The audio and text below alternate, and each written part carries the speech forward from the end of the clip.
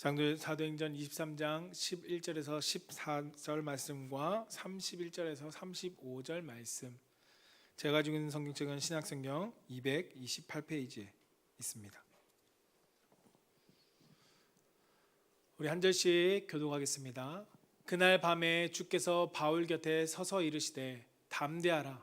내가 예루살렘에서 나의 일을 증언할 것 같이 너희 로마에서도 증언하여야 하리라 하시니라.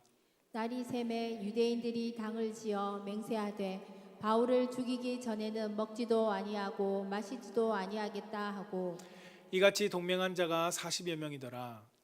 대제사장들과 장로들에게 가서 말하되 우리가 바울을 죽이기 전에는 아무것도 먹지 않기로 굳게 맹세하였으니 31절입니다. 보병이 명을 받은 대로 밤에 바울을 데리고 안디바드라에 이르러 이튿날 기병으로 바울을 호송하게 하고 영내로 돌아가니라. 그들이 가이사랴에 들어가서 편지를 총독에게 드리고 바울을 그 앞에 세우니 총독이 읽고 바울더러 어느 영지 사람이냐 물어 길기기아 사람인 줄 알고 이르되 너를 고발하는 사람들이 오거든 내 말을 들으리라 하고 헤롯 궁에 그를 지키라 명하니라. 아멘.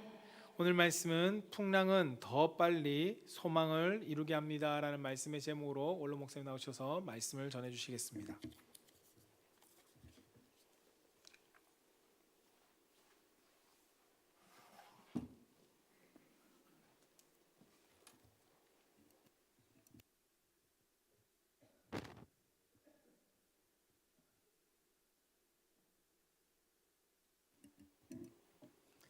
여러분 반갑습니다. 우리 옆 사람에게 이렇게 인사했으면 좋겠네요. 하나님 사랑합니다. 자, 한번 따라합니다. 나는 예수로 복받은 행복한 사람이다. 옆에 사람이 다시 하면 당신은 예수님으로 복받은 행복한 사람입니다. 아멘. 그런 사람 되게 하신 하나님을 찬양하고 경배합니다. 오늘 여러분과 같이 말씀을 나누고 싶은 제목은 풍랑은 더 빨리 소망을 이루게 합니다 라는 제목이에요. 우리가 사도행전을 금년 여러분과 같이 1장부터 나누어오면서 사도행전 21장 17절부터 26장 32절까지의 말씀은 어떤 내용이냐면 바울이 미겔수 신분으로 로마에 가게 되는 그런 배경을 쭉 설명하고 있는 말씀이에요. 바울은 예루살렘에서 체포됩니다. 그리고 로마로 가기까지 유대인들의 거듭되는 그런 바울의 고소와 그에 따른 여러 가지 앞에 변론하는 그런 말씀으로 되어 있어요. 그래서 우리가 보았던 오늘 23장 1절부터 11절 말씀은 오늘 첫 시간에부터 여러분에게 전하겠습니다. 그리고 이어지는 11절부터 마지막 절까지의 말씀은 어떤 말씀이냐면 바울이 유대인들에게 체포를 당하고 산헤드린 공회 앞에 당시 바울은 합법적으로 재판을 해서 죽이려고 합니다. 그러나 이 계획이 실패하게 되죠. 그러자 급진적인 유대인들이 암살단을 조직하고 바울을 죽이려고 음모를 계획합니다. 그러나 이 음모가 바울의 생질이 알게 되고 천부장이 알게 됨을 통해서 바울의 암살 사건은 실패로 끝나는 그런 말씀이 우리가 사도행전 23장 전체의 말씀이에요. 자, 우리가 오늘 이 23장 말씀을 통해서 하나님께서 어떻게 우리가 풍랑을 만날 때 일하시는가? 우리는 하나님 내 인생에 풍랑이 없게 해주세요 이렇게 기도를 합니다. 그렇죠? 그런데 풍랑이 없던가요? 기도는 그렇게 하는데 여전히 내 삶에 풍랑은 생기더라고요. 그러나 그 풍랑을 통해서 여러분의 삶이 하나님의 은혜를 우리가 경험하고 또 하나님이 하셨구나 하는 고백을 할 때가 참 많습니다. 오늘 우리는 이 말씀 본문에서 세 가지로 우리에게 하나님께서 말씀을 주시는데, 첫 번째는 삶 속에 찾아온 풍랑을 두려워하지 말라는 겁니다. 풍랑인데, 그죠? 두려움이 생기는데 두려워하지 말라는 거고, 두 번째는 풍랑을 만날 때 하나님이 사람의 마음을 움직여서 나를 돕게 하신다는 겁니다. 세 번째는 최악의 풍랑을 최선으로 바꾸어 주시는 그런 하나님이시더라는 겁니다. 한번 따라하겠습니다. 삶 속에 찾아온 풍랑을 두려워하지 말라. 여러분, 오늘 우리가 보았던 23장 12절 13절에 이렇게 말씀하고 있어요. 날이 새매 유대인들이 당을 지어 맹세했다. 어떤 맹세죠? 바울을 죽이기 전에는 먹지도 아니하고 마시지도 않겠다고 그렇게 결단한 사람들이 40명이나 되었다는 거예요. 여러분, 우리가 직장생활, 사회생활, 사람과의 관계 속에서 나를 싫어하는 사람이 한 사람만 있어도 그 사람한테는 참 힘들잖아요. 그 사람 보기 싫고 도망가고 싶고. 그런데 오늘 바울을 죽이려고 하는 사람이 40명이나 있었다. 한번 상상해 보세요. 여러분을 죽이려고 하는 사람들이 40명이나 따라다닌다? 살맛 나겠어요? 여러분, 우리들이 믿음으로 살려고 하면 어떻던가요? 힘들잖아요.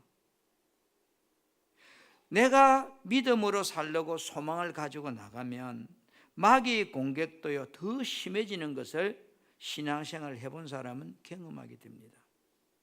그러나 주님은 늘 뭐요? 이 풍랑 앞에서 바울과 함께 해주시면서 핍박당하는 바울을 지켜주셨고 포기하지 않도록 새 힘을 주셨다는 것을 우리는 사도행전을 쭉 보면 이해가 돼요. 오늘 우리가 보았던 23장 11절에도 보면 그날 밤에, 이 그날 밤은 어떤 밤이에요? 바울이 첩보동에 죽음의 기로에 선 밤입니다. 그때에 주께서 바울 곁에 이렇게 말합니다. 바울아, 담대하라. 내가 예루살렘에서 나의 일을 정언한 것 같이 로마에서도 정언하게 되리라.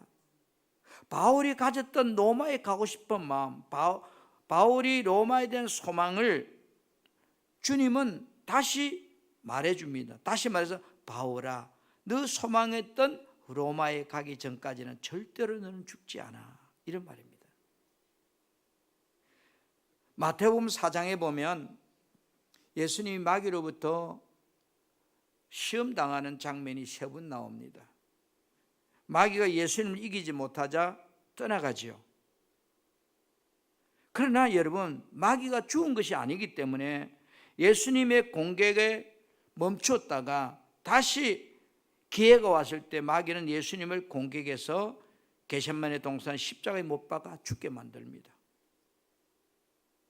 우리는 마귀는 언제나 기회가 오면 공격을 포기하지 않고 여러분에게 다시 공격해 온다는 것을 말해주고 있는 모습입니다.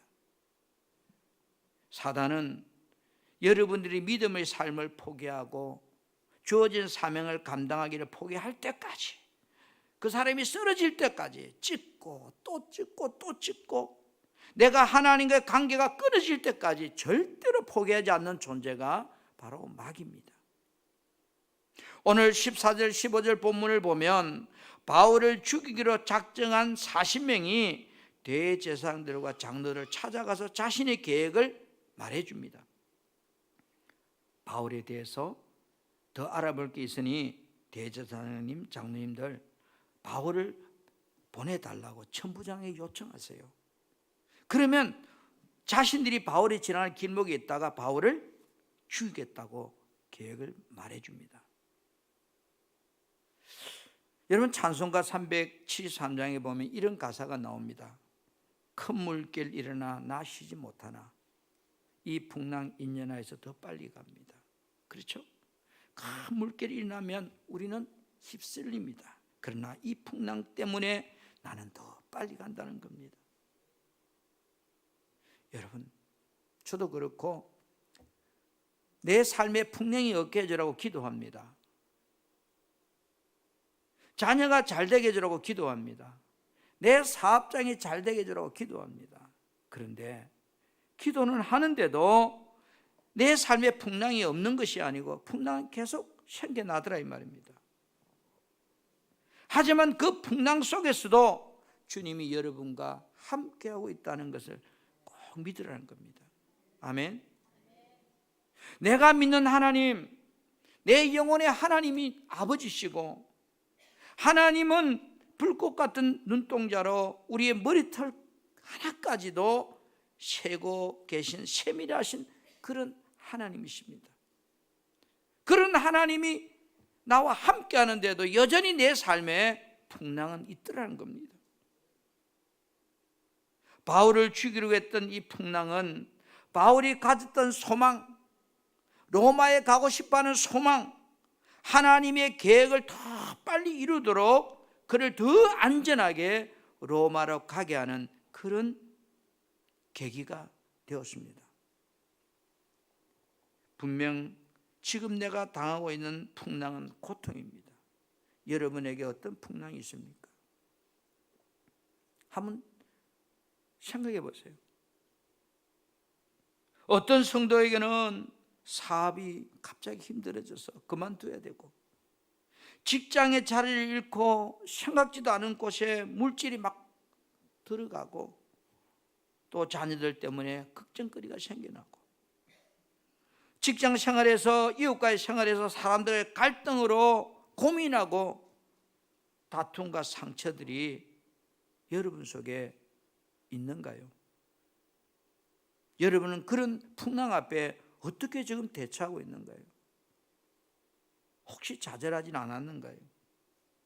어떤 성도들에게는 지금 이 시간도 질병의 풍랑이 그를 괴롭힐 겁니다.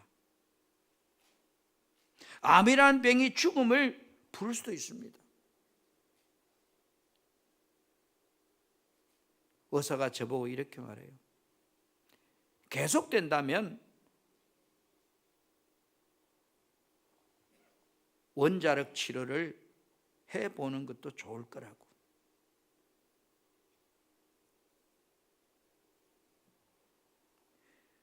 오늘 많은 사람들이 알 수 없는 수많은 병으로 고난을 당하고 풍랑을 겪고 있습니다. 그로 인하여 낙심되고 좌절이 혹 여러분도 찾아왔는가요? 돈은 없는데 돈 나갈 구멍은 자꾸 더 많이 생기고, 그래서 희망도 보이지 않고 자신감도 의욕도 없어지고, 그래서 하나님 앞에 앉아서 때로는 울기만 하고. 여러분, 오늘 성경은 인생의 해답이 주님 안에 있다는 것을 우리에게 분명히 말해줍니다. 11절에 그날 밤에, 생사의 기로에 선 그날 밤에 주님이 바울 곁에 서서 바울 보고 하는 첫 마디가 바울아 담대하라는 겁니다. 이 말은 바울이 흔들리고 있다는 거죠. 두려움에 떨고 있다는 거죠.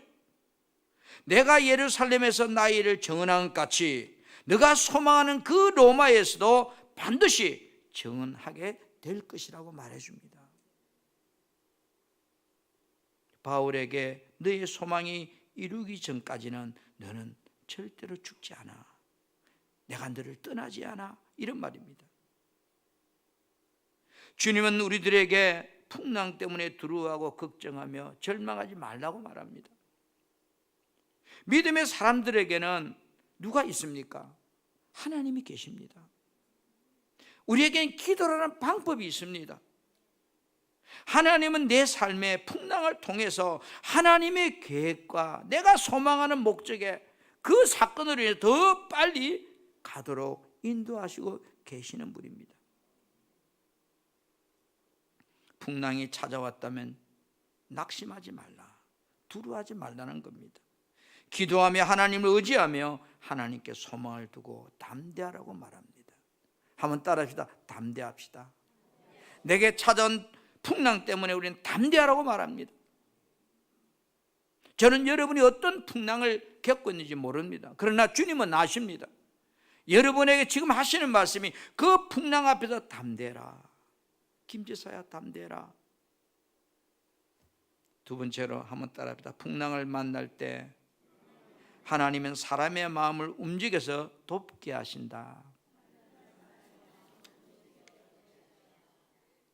우리가 좋아하는 말씀 중에 하나가 잠언 16장 9절입니다. 사람이 마음으로 자기 길을 계획할지라도, 그죠? 그 걸음을 인도하신 이는 여호와시라. 아멘인가요? 그런데 오늘 23장 16절에 보면 이렇게 말하고 있어요. 사람들이 바울을 죽이는 계획을 할 때 주님이 어떻게 대응하셨는지 말해주거든요. 16절입니다. 바울의 생질이 그들이 매복하여 있다함을 듣고 와서 영내에 들어가 바울에게 알린지라 했어요. 여러분, 바울의 조카가 그 사실을 알고 바울에게 알렸다는 겁니다. 지금 저들은 40명들은 엄밀하게 비밀리에 계획을 세우고 바울을 죽이려고 했는데, 그런데 주님은 바울의 조카를 사용해서 그들의 엄밀한 것을 듣게 했고 바울에게 그 사실을 알려주었고, 바울은 그들의 음모를 천부장의 알림을 통해서 그 음모가 수포로 끝나버렸습니다. 저는 이 말씀을, 이 장면을 보면서 말씀을 쭉 찾아보다 이런 말씀이 있더라고요. 전도서 10장 20절에 보니까 심중에라도 왕을 저주하지 말고 내 마음속에서라도 나보다 뭐 좀 높은 사람, 나를 괴롭힌 사람, 그죠? 저주하지 말고 침실에서라도, 그죠? 부자를 저주하지 말라. 우리가 왜 저주하죠? 나를 괴롭히고 나를 힘들게 하고 내가 고난이 있으니, 그죠? 그런데 보세요. 그 다음에 공중의 새가 너의 소리를 전하고 날 짐승이 그 예를 전파할 것입니다. 바울의 생질이 그들의 엄밀한 음모를 어떻게 알게 되는지 내 성경에 없습니다. 그러나 주님은 하여튼 그 사건을 알게 했습니다. 여러분, 이 장면을 보면서 우리 믿는 사람은 말하는 거, 생각하는 거 늘 조심해야 돼요. 누가 안 본다고 함부로 틱틱 내받고 이러면요, 결국은 뭐요? 오늘 여러분, 이 사건이 천부장이 알게 됨을 통해서 천부장이 바울을 엄밀하게 호송 계획을 세웠습니다. 23절 24절입니다. 백부장 둘을 부릅니다. 천부장 밑에 있는 부하죠. 둘을 불러서 밤 9시경에 가이사라로 갈 보병 200명, 그 다음에 기병 70명, 말 타고 가는 사람 70명, 그 다음에 창든 사람들 200명, 도합 470명을, 그리고 바울이 타고 갈 말들, 이렇게 준비해가지고 엄밀하게 작전을 실행합니다. 자, 여기서 우리가 천부장은요, 그리고 그들의 군인들은요, 하나님을 믿는 사람이 아닙니다. 이 470명 중에 엄밀한 계획을 세운 사람에게 일러 바칠 그런 사람도 있을지 모릅니다. 그런데 어느 누구도 그들의 엄밀한 계획을 짜는 사람들이 이 소식을 알려주지 않았고, 바울은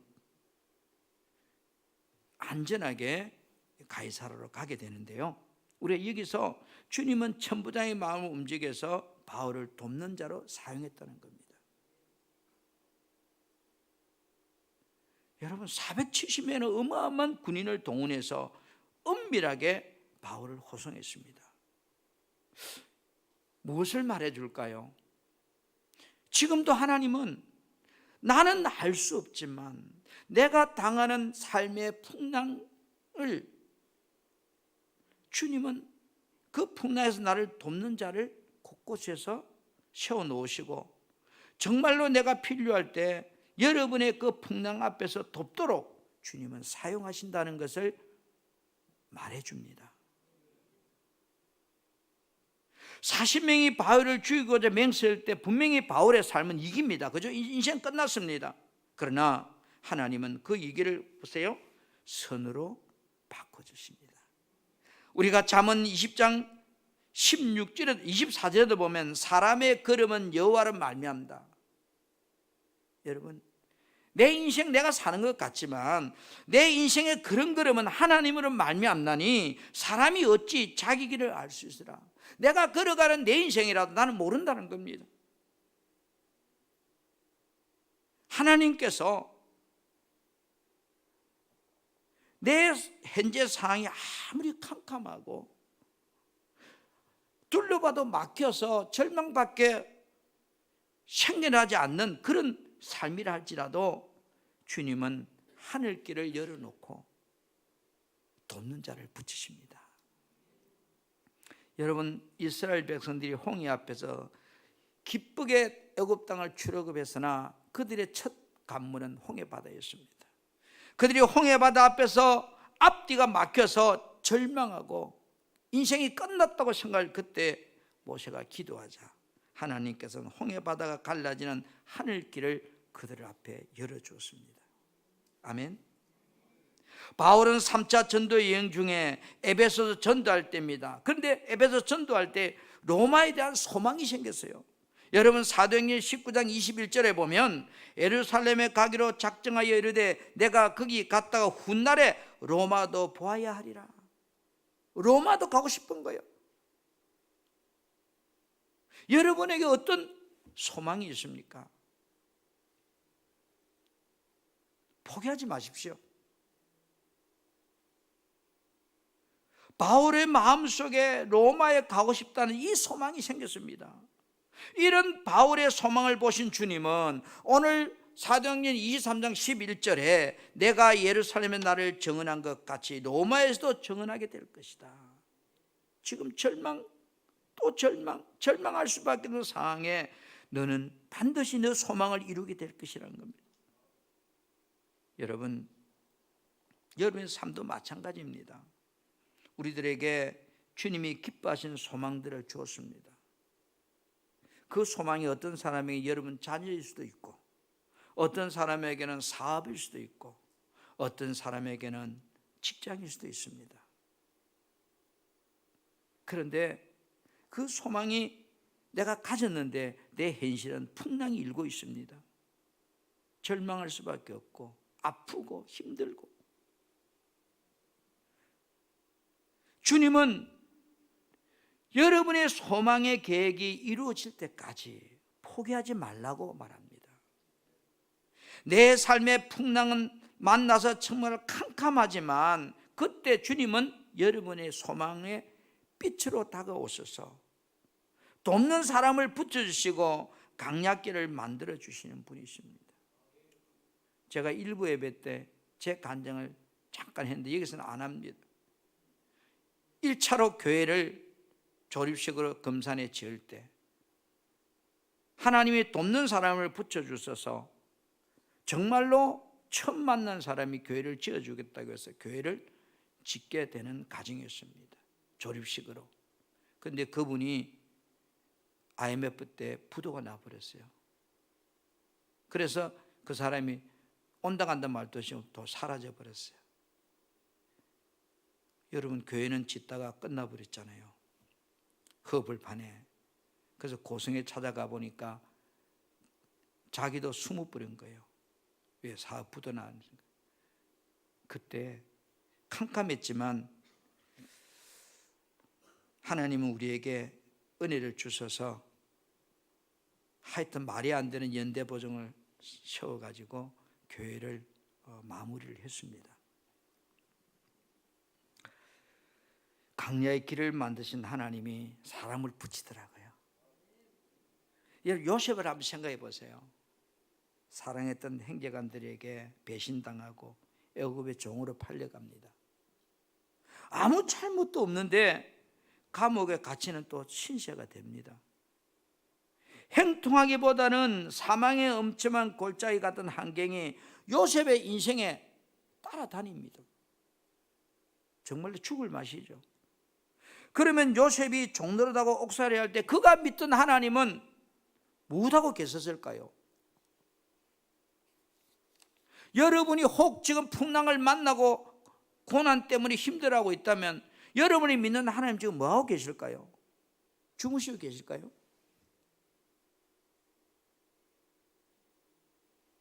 요셉 주변에 사람들의 마음을 하나님께서 움직여주고 있었습니다. 그리고 요셉을 돕는 자가 되도록 해주셨습니다. 창세기 39장 2절 4절 말씀에 보니까 여호와께서 요셉과 함께했다. 아니 지금 종살이 하는데 무슨 억울하게 팔려가 남의 집에 머슴 살고 있는 주제인데 하나님이 함께했대요. 그래서 보디발의 마음을 움직여서 요셉을 그 집의 가정 총책임자로 삼아 주셨다고 소개하고 있습니다. 보디발의 마음을 움직여서 요셉의 삶을 도왔습니다. 요셉은 억울하게 누명 쓰고 감옥에 갇혔습니다. 창세기 39장 20절 21절에 보면 요셉이 옥에 갇혀서나 여호와께서 요셉과 함께 하셨다. 여러분, 옥에 갇히는데 뭐가 하나님이 함께 한다는 걸 믿으십니까? 지금 내가 인생의 풍랑을 만나서 안절부절 못하고 힘들어 죽겠는데 그 하나님이 나와 함께 한다는 걸 믿으시는가요? 이게 아멘이 되는가요?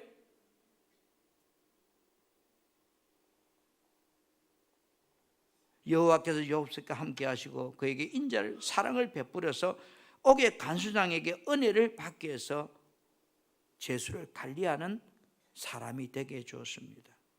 여러분, 우리 주변에 나 혼자 사는 것이 아니고 많은 사람이 있습니다. 하나님은 어떤 사람을 통해서 나를 돕게 하실지 나는 모르지만 분명히 하나님은 오늘 요셉이 종살이 할 때도 함께 하셨고 억울하게 고난당하고 옥살이 할 때도 함께 하셨습니다. 그렇다면 그 하나님은 내가 풍랑을 만날 때도 함께하고 계신다는 것을 우리는 잊지 말아야 합니다. 아멘. 하나님은 사람을 통해서 여러분을 풍랑 속에서 하나님 때에 구원해 주시기 때문입니다. 세 번째로 여러분 따라합시다. 최악의 풍랑을 최선으로 바꾸신 하나님이십니다. 오늘 우리가 다 읽지 않았습니다. 사도행전 23장 29절부터 31절 말씀은 어떤 내용인가 하면 읽지 않아서 모르겠지만 천부장이 바울을 이제 엄밀하게 호송하면서 벨릭스 총독에게 그가 장문의 편지를 써서 바울에 관한 소식을 전하는 내용입니다. 그 중에 29절 말씀이 중요합니다. 사도행전 23장 29절을 보면 고발하는 것이 그들의 율법 문제에 관한 것뿐이요 한 가지도 죽이거나 결박할 사유가 없음을 발견하였다고 그렇게 지금 천부장이 벨릭스 총독에게 편지를 써서 보냅니다. 여러분, 천부장은 바울에게 죄가 없다고 변해주고 있습니다. 바울은 무죄입니다 말합니다. 유대인 종교 지도자는 길을 쓰고 바울에게 죄를 뒤집어서 죽이려고 말하는데 천부장은 바울이 죄가 없다고 심판할 총독에게 그렇게 편지를 보냅니다. 여러분, 우리는 10편 23편 말씀을 좋아하지요. 왜요? 내하고 똑같거든. 1절에 보면 다윗이 이렇게 보면 여호와는 나의 목자시니 내가 부족합니다. 그렇게 고백했어요. 그런데 4절에 가면 좀 머리가 띵하는 알쏭달쏭한 고백을 우리에게 합니다. 내가 사망의 엄침한 골짜기를 다닐지라도 이랬습니다. 이 말은 내가 엄청난 사망의 풍랑을 만날지라도 이 말입니다. 아니, 하나님이 목자가 되어서 다윗을 인도해 주신다면 푸른 초장 잔잔한 물가로 늘 그렇게 가야 되는데 하나님은 때로로 다윗의 삶의 사망의 엄침한 골짜기 같은 곳을 자기를 끌고 가더라는 겁니다. 내 인생의 삶에 하나님이 인도자가 되시지만 그럼에도 불구하고 어려움이 다가올 수 있다는 것을 다윗은 고백합니다. 그렇습니다, 여러분. 분명히 내가 믿는 하나님 내 삶의 전부이고 나의 인도자되고 나의 생명의 근원이시지만 그분이 나와 함께 하시지만 오늘 다윗의 고백처럼 내 삶에 여전히 어려움도 생겨나더라는 겁니다. 그러나 다윗은 이렇게 고백하면 마무리를 하나님께서 지켜주시기 때문에 어떤 어려움도 문제가 될 것이 없다고 고백합니다. 해를 두려워하지 않는 것은 주께서 나와 함께 하심이라. 주의 지팡이에 막대기가 나를 아니하시나이다. 여러분, 그렇습니다. 예수 믿는 우리는 내 인생의 풍랑이 일어나지 않기를 위해서 기도합니다. 없게 해주라고 기도합니다. 그러나 그 풍랑이 어떤 사람에게는 암이라고 하는 병을, 어떤 사람의 사업이 망하는 거를, 어떤 사람에게는 자녀들 때문에 아파하고 힘들어하고, 내가 사랑했던 남편이, 아내가, 자녀들이 죽음을 통해서 고통을 주고, 아니 하나님, 어찌 하나님이 그렇게 하실 수 있습니까? 어떻게 하나님이 나에게 내 소중한 사람을 데려갈 수 있습니까? 어떻게 나에게 암이라는 병을 주어서 이렇게 힘들게 할 수 있습니까? 여러분, 우리가 시편 23을 좋아하는 이유는 바로 오늘 다윗의 고백이, 내 고백이 너무나 내 인생과 비슷하기 때문입니다. 하나님이 우리를 좋은 곳으로 인도해 주시고 늘 필요를 채워 주시지만, 사망의 엄침한 골짜기 같은 일이 내한테 일어나지만, 그래서 고통스럽고 힘들고 아프지만 내가 주저하지 않고 좌절하지 않는 것은 하나님이 나와 함께 해 주시기 때문이다. 나는 이길 수 없는 힘을 나에게 주시기 때문이라는 겁니다. 아멘. 여러분, 여러분이 이 땅을 떠나는 그날까지 사단은 우는 사자처럼 여러분을 삼키려고 여러분 가정을 공격하고, 여러분 사업장을 공격하고, 여러분 인생을 공격할 겁니다. 그러면 하는 일은 내가 망하게 하는 거니까.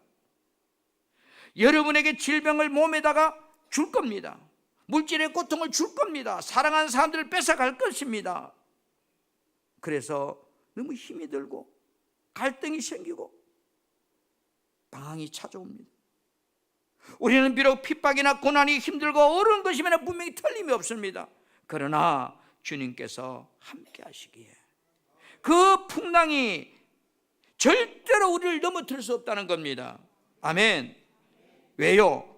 우리가 풍랑이 나를 넘어뜨릴 수 없는 이유를 골로새서 2장 15절에 우리 같이 한번 이 말씀을 합독합시다. 시작. 통치자들과 권세자들을 무력하게 하여 드러내어 구경거리로 삼으시고 십자가로 그들을 이기셨느니라. 아멘. 십자가로 그들을 이겼다는 겁니다.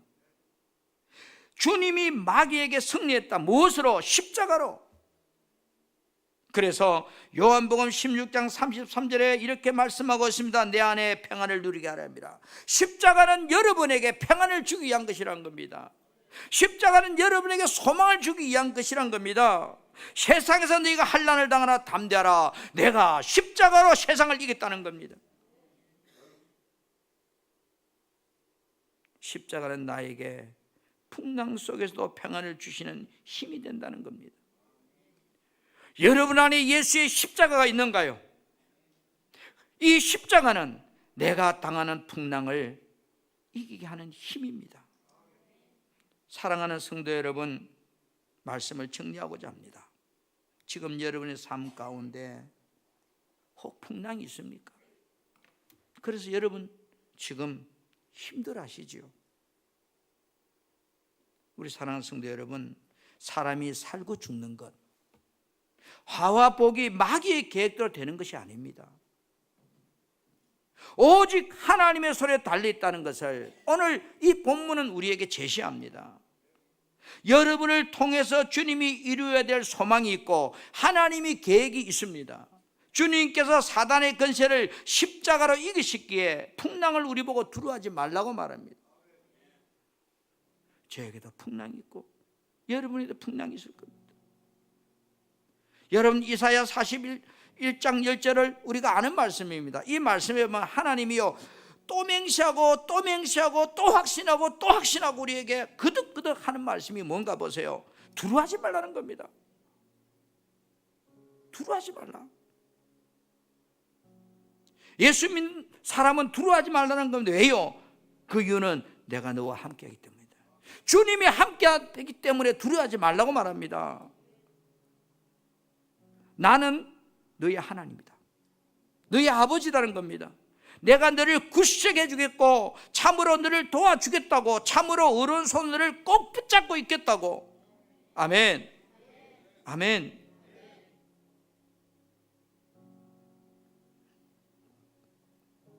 바울의 삶에서 찾아온 그의 풍랑은 로마로 빨리 가게 하는 최선을 바꿔주신 하나님이었습니다. 여러분들이 예수 안에서 고난이 있어도 여러분 이고 승리하게 하시는 그 하나님, 예수 보혈의 그 십자가의 능력이 우리에게는 있습니다. 나와 함께 하시고 나를 붙들고 쓰시는 하나님. 여러분, 풍랑 앞에서 우리가 기도하며 나아가면 고난은 더 빨리 여러분의 소망을 이루게 해주십니다. 오늘 이 바울의 사건을 통해서 풍랑이 더 빨리 소망을 이루게 합니다 라는 제목으로 삶 속에 찾아온 풍랑을 주님은 우리 보고 두려워하지 말라고 말합니다. 그리고 풍랑을 만날 때 하나님은 사람의 마음을 움직여서 너를 돕게 하신다는 겁니다. 그리고 최악의 풍랑을 너의 인생의 최선으로 바꿔주신 하나님이 너와 함께 하신다고 말하고 있습니다. 사랑하는 우리 성도 여러분, 여러분 인생에 예수가 믿어지고 그 십자가를 붙드는 사람은 평안이 있다는 겁니다. 여러분 예수의 피값으로 저와 여러분 구원받은 하나님의 자녀입니다. 삶의 현장에서 이 십자가의 보혈을 확실히 붙잡고 그 풍랑을 여러분 하나님의 인도함을 따라 넘어갈 수 있는 저와 여러분이 되기를 주님의 이름으로 축복합니다. 아멘.